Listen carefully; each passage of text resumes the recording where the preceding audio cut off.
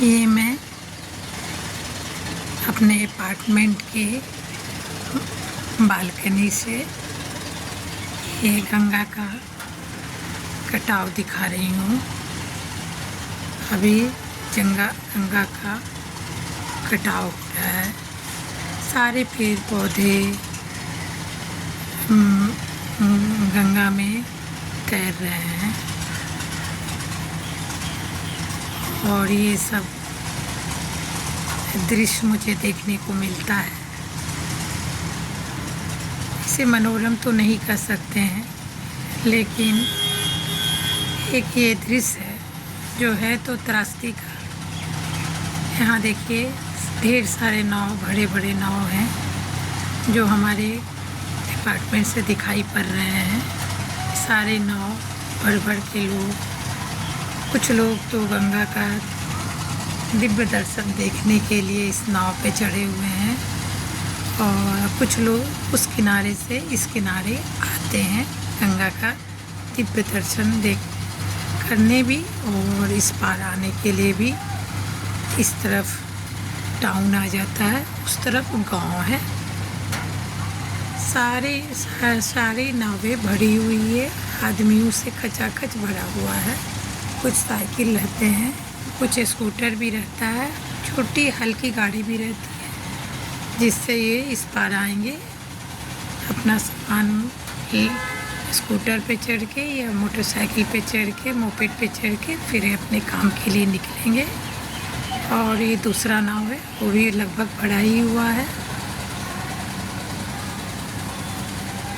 थोड़ा मुश्किलें में बहुत ज़्यादा मुश्किलों का सामना करता है। जो गंगा के किनारे गांव रहता है, गंगा के किनारे रहते हैं, वो सारा कुछ वो डूब जाता है, सारा गांव ही डूब जाता है। सोच कर तो अच्छा नहीं लगता है। सारे चीज़ों के लिए इन्हें बहुत प्रॉब्लम होता है। बच्चे, गाय, माल जाल, सारे को बहुत ज़्यादा, सारे लोगों को काफ़ी तकलीफ़ होता है। ये देखिए कटाव, पूरा पेड़ पौधा हमारे गंगा नदी में बह रहा है। पूर्णतः कटाव की स्थिति में है गंगा। ये देखिए ये सारे लोग इस पार उतरेंगे क्योंकि घाट है यहाँ। सब मोटरसाइकिल है, साइकिल है उन लोग का, उस पर सवार। और वहाँ भी है, ये देखिए नाव है, उस पर भी लोग, बहुत सारे लोग खड़े हैं, बैठे हैं और अपने गाड़ियाँ, मोटर, अपना साइकिल, बाईसाइकिल लेके वो लोग इस पार आ रहे हैं। ये देखिए गंगा का कटाव, ये गंगा का कटाव हो रहा है। ये पूर्णतः कटाव पर है गंगा। सारा गांव, एक यहाँ गांव है जो सारे 300-400 घर है, सारा गंगा में समा गया है। ये सब सुनकर और देखकर बहुत ही तकलीफ़ होती है, लेकिन हम लोग क्या कर सकते हैं। ये तो हर साल ये त्रासदी आती है और बहुत कुछ गंगा अपने में समा लेती है। सोचो तो ये बहुत तकलीफ़ वाली बात है। फिर ये लोग अपना जीवन जैसे तैसे करके फिर अपना जीवन फिर शुरू करते हैं। जब बाढ़ घट जाता है, बाढ़ का मौसम ख़त्म हो जाता है, इन लोगों की आदत सी बन गई है कि हर साल गंगा माँ इनके साथ ऐसा ही होता है, और जो कि बड़ी तकलीफ़ वाली बात है। सरकार इन लोगों के लिए कोशिशें तो करती है, बहुत सारा सहायता करती है, खाने पीने का ऊंचे जगह पर ले जाती हैं, लेकिन इसका उपाय नहीं नज़र आता है, इसका सोल्यूशन नज़र नहीं आता है। सरकार के पास नहीं है, जल निकासी नहीं है। पूरा पटना अभी जलमग्न है, निकास का कोई साधन नहीं है। बिहार की स्थिति बहुत ख़राब है, बहुत ख़राब। एक दिन अगर बारिश पूरे दिन हो जाती है तो पूरा पटना डूब जाता है। ये है नाव, देखिए ये हमारे घर के पास नाव है और उसका आवाज़ भी आ रहा होगा।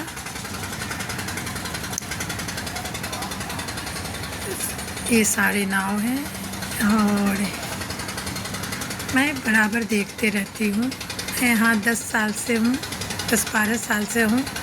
हर साल ये चीज़ें देखती हूँ। कभी ऐसा हुआ है जब बाढ़ नहीं आया है और तकलीफ़ वाली बात तो है ही। प्लीज़ गंगा मैया को कहते हैं इन्हें ज़्यादा तकलीफ़ ना दें, अपने में नहीं समाए। लेकिन उपाय भी कुछ नहीं है, सरकार के पास भी नहीं है, ना जनरल आदमी के पास, ना यहाँ की जनता के पास। हर साल इनको ही त्रासदी सहना ही है। प्लीज़ देखिए कहाँ से कहाँ तक पानी है। पूरा गांव वो डूबा हुआ है, उधर पूरा गांव डूबा हुआ है।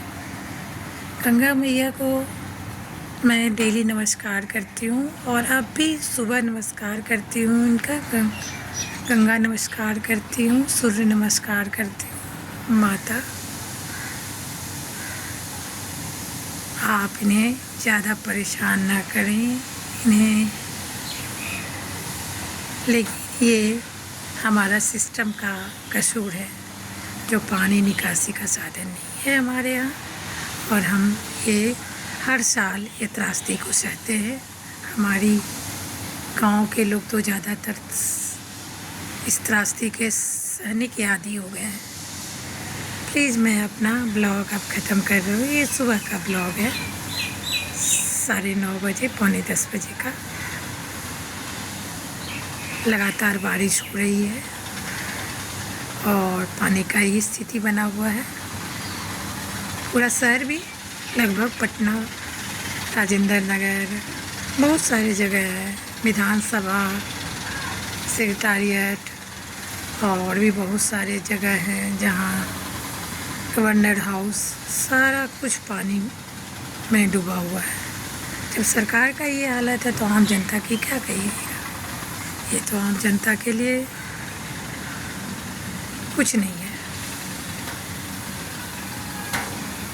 अब मैं अपना ब्लॉग ख़त्म कर रही हूँ। प्लीज़ लाइक, शेयर और